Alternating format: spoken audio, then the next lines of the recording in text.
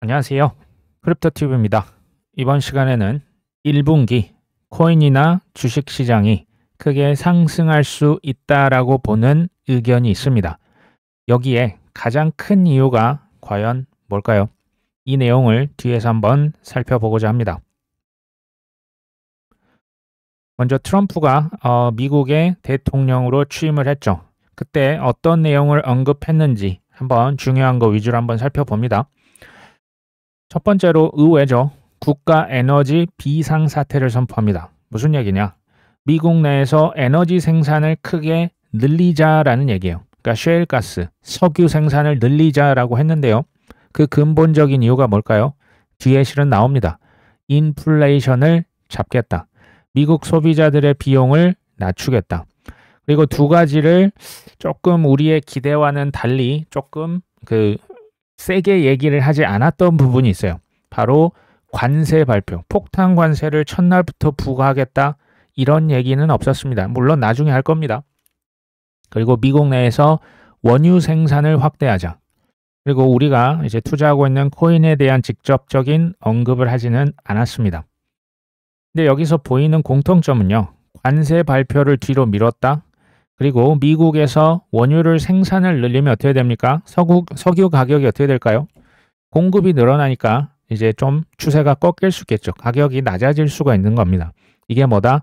물가를 완화시키겠다.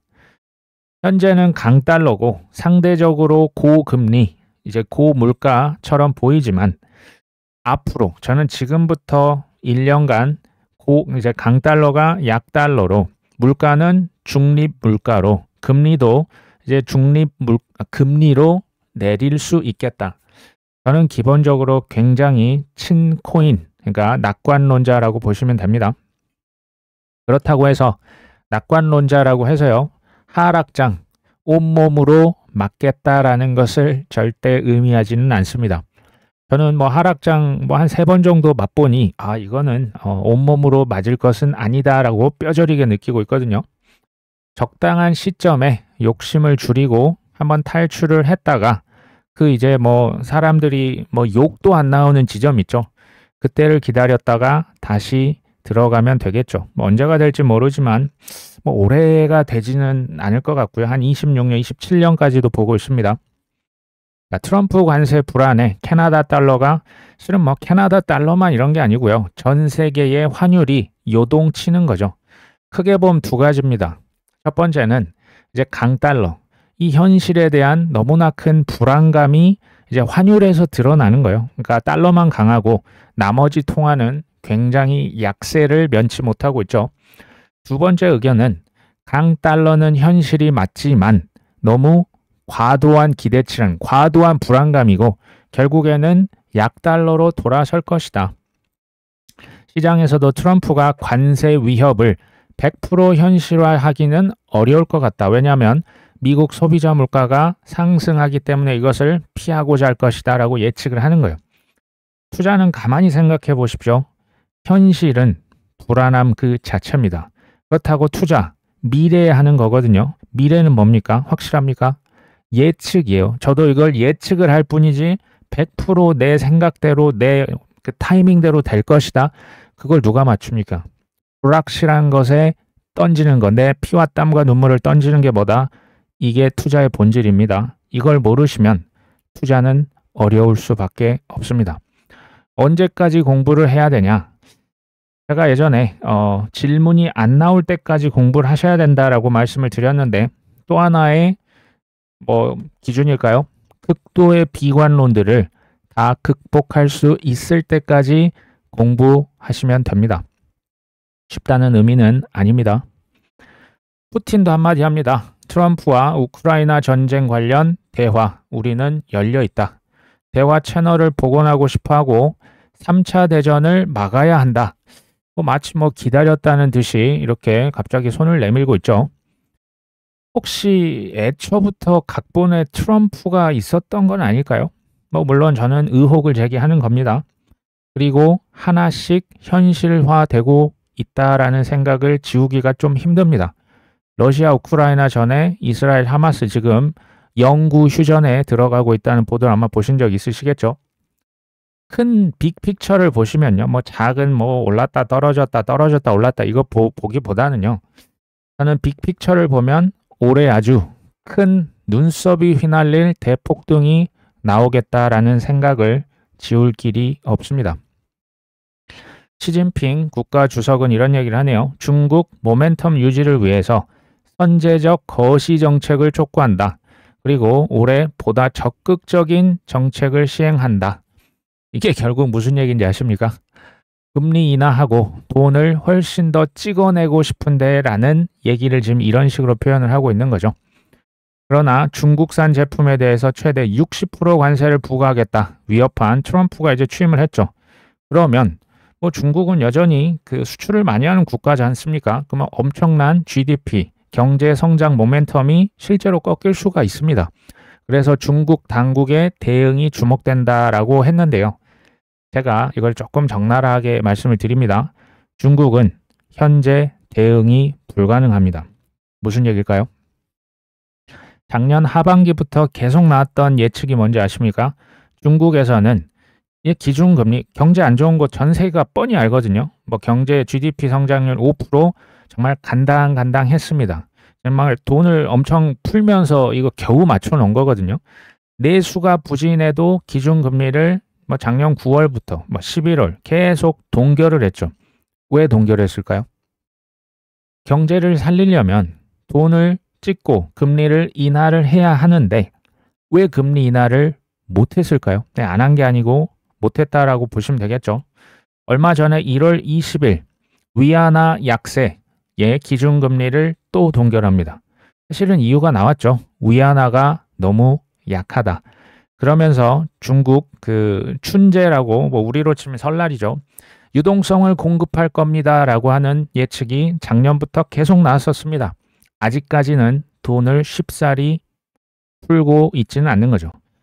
더 엄밀히 말하면 금리를 내리고 싶은데 지금 못하고 있는 거고요. 돈을 더 찍고 싶은데 못했다는 거예요.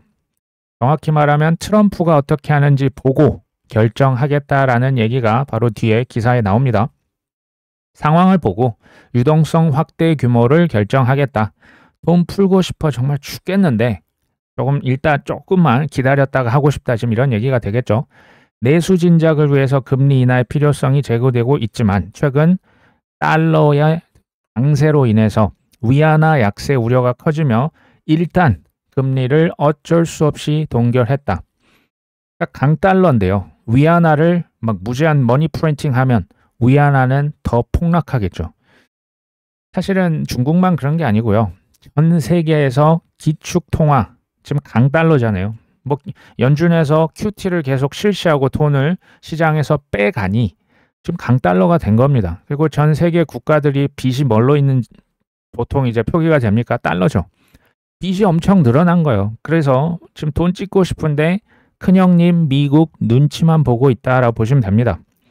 우리나라도 예외가 아니죠. 한국은행에서 지난 1월 16일자네요. 기준금리를 연 3%에서 동결했습니다. 이유가 여기 또 나오죠. 환율이 불안하다. 3번 연속 내릴 수 없었다라는 거예요. 전 세계가 미국의 눈치를 보고 있고요. 경제, 내수 이런 것들을 생각하면 영끌족들 정말 비명을 지르고 있거든요. 바로 지금 내려야 됩니다. 건설 경기 사실은 좋은 게 없어요. 근데 환율이 너무 불안하기 때문에 이창용 한국은행 총재는 한번 쉬어가는 게 옳다라고 확신한다. 이런 표현을 쓴 적이 있죠. 지금 전 세계 국가들이 현재 처한 현실을 말씀을 드려보고자 합니다. 이게 코인이랑 관련이 없어 보이지만 들으시면 똑똑해지는 것을 넘어서 이 빅픽처가 보이실 겁니다. 경제 성장, GDP라고 하죠. 이게 늘어나기 위해서는 3가지가 늘어나야 됩니다. 첫 번째, 인구입니다. 인구가 늘어나면 생산력도 늘지만 소비력도 늘어나겠죠. 두 번째는 산업혁명과 같은 기술 혁신입니다. 쉽게 말하면 AI, 로봇 생각하시면 됩니다. 세 번째는 빚입니다. 빚. 국가의 채무죠. 이제 선진국과 개도국의 입장이 살짝 다릅니다. 선진국은요, 인구가 늘어납니까? 인구는 감소하고 고령화되고 있죠. 그러면 1번, 이 인구와 빚, 빚도 이제 적지 않습니다. 일본은 뭐 세계 최대 빚이 많은 국가거든요.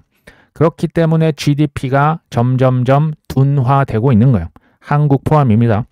개발도상국 어떻습니까? 인구는 좋죠. 인구는 많이 늘어나는데 기술 혁신이 일어납니까?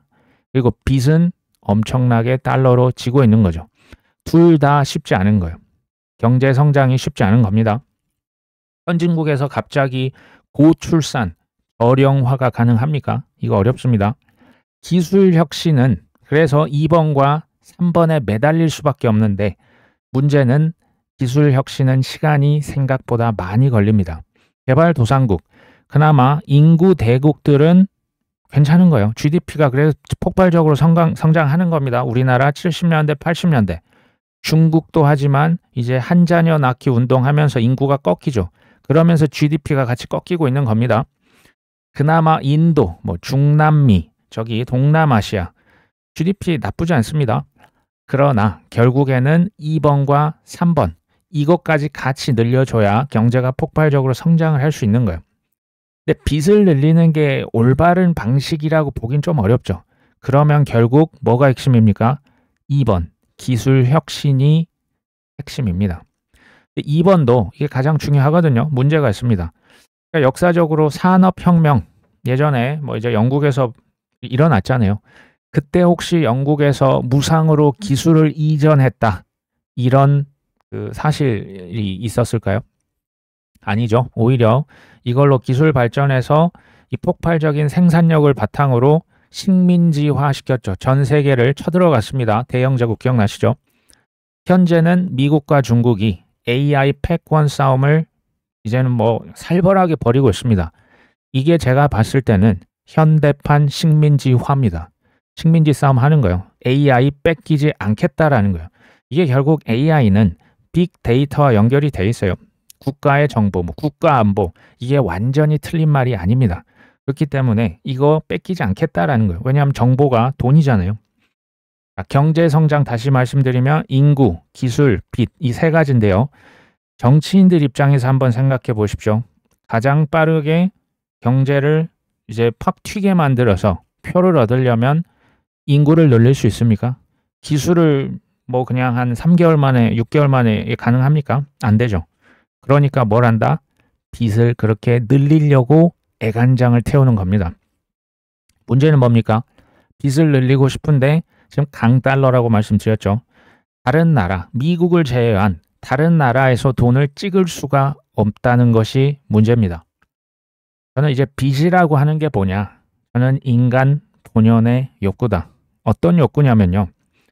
인간의 그 기본 속성이 좁고 힘들고 남들이 가지 않은 길, 다이어트로 예를 들면 짐에 가서 뛰고 이제 적게 먹고 정상적으로 살을 빼고자 하는 사람이 많을까요? 그냥 어디 가서 좀 누워 있으면 뱃살 그냥 좀 수술을 하든 뭐 지방을 흡입을 해서 그냥 돈으로 뺐으면 하는 사람이 많을까요?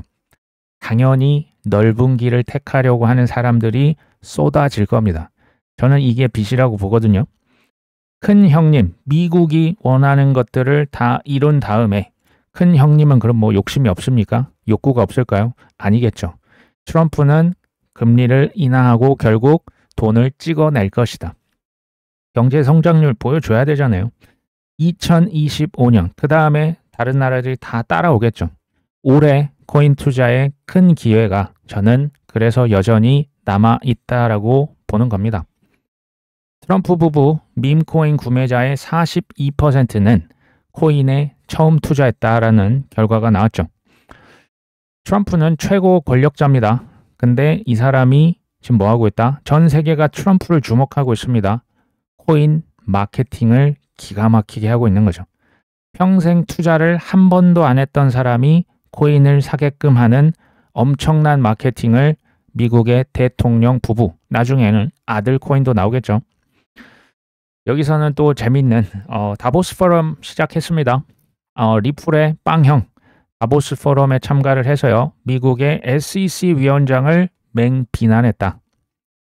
다시 제가 계속 말씀을 드리지만 다보스 포럼 혹은 세계 경제 포럼이죠. 스위스에서 매년 1월 달에 개최가 되는 세계 최고의 엘리트들이 모이는 포럼입니다. 분명히 말씀드리지만 아무리 국가의 대통령, 원수라고 해도요. 우리나라 뭐 대기업 회장이라고 해도요. 매년 참석한다는 것은 불가능합니다. 이게 가고 싶다고 해서 가는 게 아니고요. 초청을 해야 갈 수 있는 행사가 다보스 포럼입니다. 근데 거의 매년 빠지지 않고 참석하는 일개 스타트업의 대표들이 누구라고요? 리플의 빵형, 그 다음에 리플, 서클이죠. 서클 USDC의 제레미 얼레어 CEO입니다. 서클의 CEO도 다보스 포럼에 또 참석을 했습니다. 그러면서 뭐라고 합니까? 반암호화폐 규제 철폐가 시급하다. 이 규제, SEP 121 이것까지 언급을 할 줄, 이거 너무 노골적인데 제가 볼 때는. 어쨌든 이 규제를 폐지하면 전통 금융과 디지털 자산 간 장벽이 허물어질 수 있다. 이 정도면 각본이라고 하는 게요. 이미 10수년 전에 이미 짜져 있고요. 영화 각본이 있으면 주연 배우가 있어야죠. 조연도 있어야 됩니다. 트럼프, 갠슬러, 리플, 서클, 코인베이스, 마이크로 스트래티지 이런 데가 주연 아닙니까? 마이클 세일러 형님이 나와서 뭐라고 하는 걸 언론에서 한 하루도 빠지지 않고 지금 보도하고 있는 거 아닙니까? 근데 한번 생각을 해보십시오. 영화 감독이 아주 드물게 영화에 직접 배우로 출연하는 경우도 있긴 합니다. 보통 영화 감독이 눈에 보입니까? 잘 안 보이죠. 블랙락이 별명이 뭔지 아십니까? 그림자 정부입니다. 그림자 정부는 뭡니까? 눈에 안 보인다는 얘기입니다. 투자가요. 현재 보이는 것에 뭔가를 배팅을 하는 겁니까? 아니면 미래에 안 보이는 것에 배팅을 하는 걸까요? 당연히 후자겠죠. 제가 왜 이것을 얘기 드리는지 이제는 아시리라고 봅니다. 코인데스크에서 분석이 나옵니다. 트럼프가 코인 언급을 안 했음에도 불구하고 비트코인이 강세를 띠고 있다.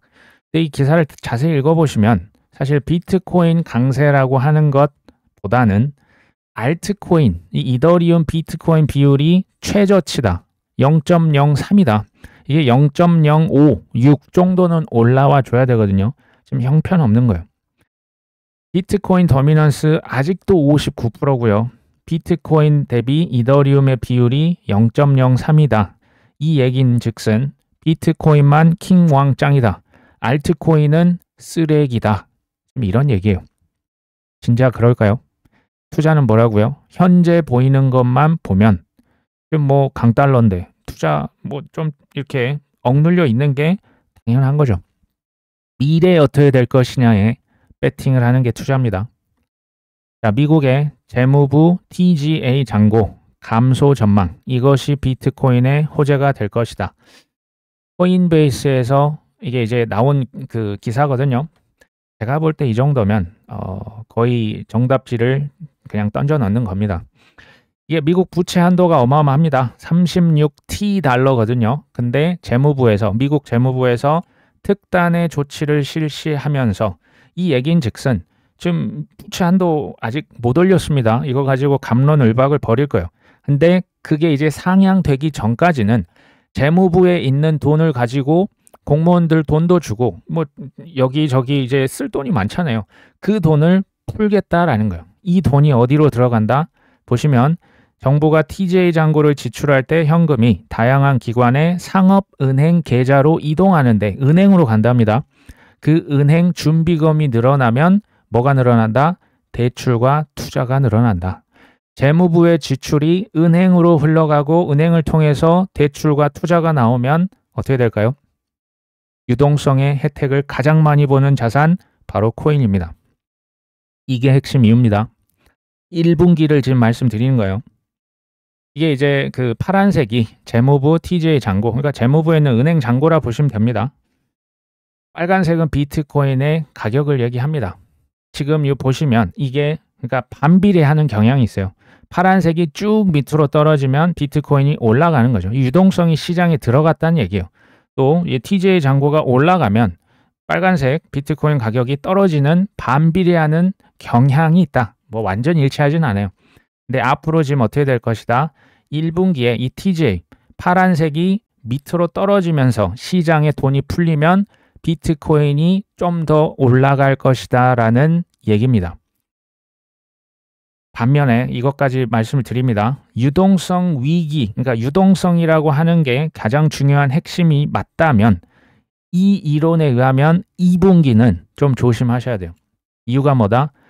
재무부에서 잔고 이렇게 돈을 다 쓰면 쉽게 말하면 잔고가 이제 빵이 되는 거예요. 0이 됩니다. 그러면 나중에 그 국가부채 한도 올려놓으면 재무부 잔고 다시 채워야 되잖아요.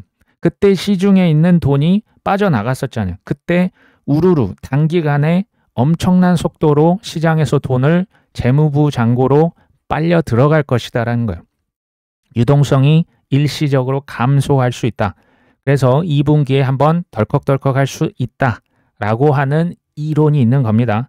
정확한 타이밍을 알 수는 없지만 저는 어느 정도 이럴 수 있는 가능성을 염두에 두고 있습니다. 그래서 말씀드렸던 게 뭡니까? 1분기에 급등을 하면 뭐 다 팔기는 뭐 이제 그건 알아서 판단하시면 되고요. 최소 일부라도 익절을 할 필요가 저는 있다라고 말씀을 드렸던 겁니다. 알트코인이 많이 안 좋아서 한번 오랜만에 찾아봤습니다. 토탈3, 그러니까 코인 전체 시총에서 비트와 이더를 뺀 차트입니다. 이전에 최고점 한번 훌쩍 이렇게 넘었다가 지금 어떻게 됐습니까? 밑에서 놀면서 민기적 거리고 있습니다. 근데요, 이게 한번 급등했잖아요. 그 트럼프 뭐 대통령 대선 이후에 급등했다가 이 쉬어간다라고 하는 것은 사실은 너무너무나 자연스러운 조정이라 보시면 됩니다. 세상에 쉬지도 않고 막 올라가는 그런 건 세상에 없습니다. 가장 좋았던 매수 시점은 22년과 23년. 두 번째 매수의 최적 시기는 언제였다? 대선 전이었습니다. 그리고 지금이죠. 저는 지금도 뭐 나쁘지는 않다. 그러니까 추매하기에 나쁘진 않다라고 보고는 있습니다. 자, others 차트. 이거는 코인 시총에서 탑 10을 뺀 겁니다. 그러니까 좀 더 순수한 알트코인 시총이라 보시면 되겠죠. 마찬가지예요. 21년도 최고점을 찍었던 거 한번 터치를 하고 바로 밑으로 추락하면서 지금 어깨 부위에서 여러 차례 부딪히고 있었던 그 선에 딱 걸려 있습니다. 여기에서 뭐 더 떨어질 수도 있죠. 근데 과거에 아주 큰 조정과 하락을 지난 2년, 3년간 겪었기 때문에 저는 여기에서 떨어질 가능성보다는 오르는 것에 좀 더 베팅을 하고 있다. 이렇게 저는 생각을 합니다. 지금 뭐 무조건 뭐 땡땡코인 사라. 지금 이런 차원에서 말씀을 드리는 게 아니고요. 기존에 코인을 보유하셨던 분들, 뭐 조금 뭐 몇십 프로 마이너스, 너무 일상적으로 이걸 생각을 하시고 시무룩하실 필요는 없다라는 얘기를 전 드리려고 하는 겁니다. 극강의 변동성이라고 하는 게요. 우리가 투자를 하는데 위로 플러스 10배, 20배는 당연하고 밑으로 마이너스 50%, 70%는 그거는 있어서는 안 된 것이다. 이렇게 생각을 좀 안 하셨으면 좋겠어요. 당연한 겁니다. 큰 기회가 있으면 큰 위기가 항상 같이 따라다닌다는 거예요. 특히 알트코인은 그렇죠. 이거 알고 투자하자는 차원입니다. 현금이 좀 있으시면 주우시면 될 것 같고 뭐 없으면 그냥 홀딩하면 되겠죠. 저는 25년도는 코린이도 이제 잠시나마 내가 이만큼 돈을 벌었다고 어깨에 힘 좀 들어가는 날이 저는 올 거라고 봅니다. 다만 이익 실현을 한 다음에 뒤돌아보지 않는다면 큰 돈을 상대적으로 짧은 시간 안에 가져갈 수도 있다라고 보는 거죠. 이게 쉽겠습니까?